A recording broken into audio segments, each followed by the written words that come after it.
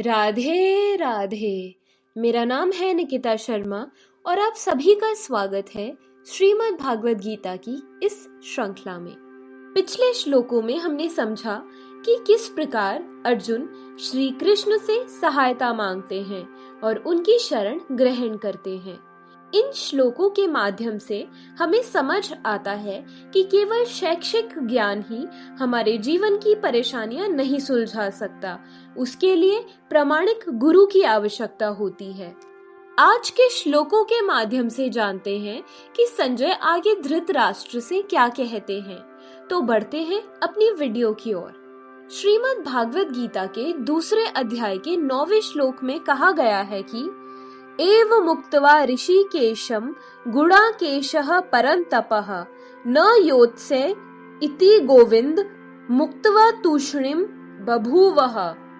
अर्थात संजय ने कहा, इस प्रकार कहने के बाद शत्रुओं का दमन करने वाला अर्जुन कृष्ण से बोला, हे गोविंद, मैं युद्ध नहीं करूंगा, और चुप हो गया। धृतराष्ट्र को यह जानकर बहुत खुशी हुई होगी कि अर्जुन युद्ध ना करके युद्ध भूमि छोड़कर भीख मांगने के लिए तैयार है। लेकिन संजय ने उसे फिर से यह कहकर निराश कर दिया कि अर्जुन अपने शत्रुओं को मारने में सक्षम है, लेकिन कुछ समय के लिए अर्जुन अपने पारिवारिक स्नेह के प्रति शोक से घिरा हुआ है। लेकिन उसने शिष्य रूप में अपने गुरु श्री कृष्ण की शरण ग्रहण कर ली है।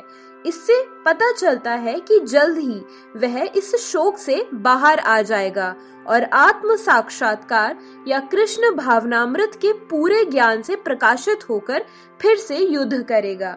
इस तरह धृतराष्ट्र का हर्ष भंग हो गया। संजय अगले श्लोक में कहते हैं, तमुवाच ऋषिकेशः प्रहसन्निव भारत सैन्योरु भयोर मध्य विषीदन्तमिदं वचः। अर्थात हे भरतवंशी धृतराष्ट्र, उस समय दोनों सेनाओं के बीच शोक से घिरे अर्जुन से कृष्ण ने मानो हंसते हुए ये शब्द कहे। दो गहरे मित्र ऋषिकेश और गुणाकेश के बीच बातें चल रही थी। मित्र के रूप में दोनों का एक समान पद था। इनमें से एक अपनी इच्छा से दूसरे का शिष्य बन गया। कृष्ण हंस रहे थे क्योंकि उनका मित्र अब उनका शिष्य बन गया था। सभी के स्वामी होने के कारण वे हमेशा ऊंचे पद पर रहते हैं, तो भी भगवान अपने भक्तों के लिए मित्र, पुत्र या प्रेमी बनना स्वीकार करते हैं। लेकिन जब उन्हें गुरु रूप में स्वीकार कर लिया गया तो उन्होंने तुरंत गुरु की भूमिका निभाने के लिए शिष्य से गुरु की तरह गंभीर रूप से बातें करना शुरू कर दिया, जैसा कि अपेक्षा भी की जाती है।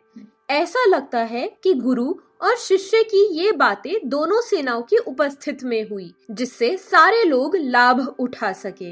इसीलिए भागवत गीता का संवाद किसी एक व्यक्ति, समाज या जाति के लिए नहीं बल्कि सभी के लिए है, और उसे सुनने के लिए शत्रु या मित्र समान रूप से अधिकारी हैं। इसी के साथ अपनी आज की वीडियो समाप्त करते हैं। अगले श्लोकों में जानेंगे कि श्री कृष्ण भगवान स्वयं अर्जुन से क्या कहते हैं। अगर आपको श्रीमद् भागवत गीता की यह श्रृंखला पसंद आ रही है तो हमें अपने विचार कमेंट सेक्शन में जरूर बताएं और इस वीडियो को अपनी फ्रेंड्स और फैमिली के साथ जरूर शेयर करें ताकि ये ज्ञान ज्यादा से ज्यादा लोगों के साथ बांटा जा सके। आपने अभी तक हमारे चैनल को अगर सब्सक्राइब नहीं किया है तो इसे सब्सक्राइब कर लें। मिलते हैं एक नई वीडियो के साथ जल्द ही।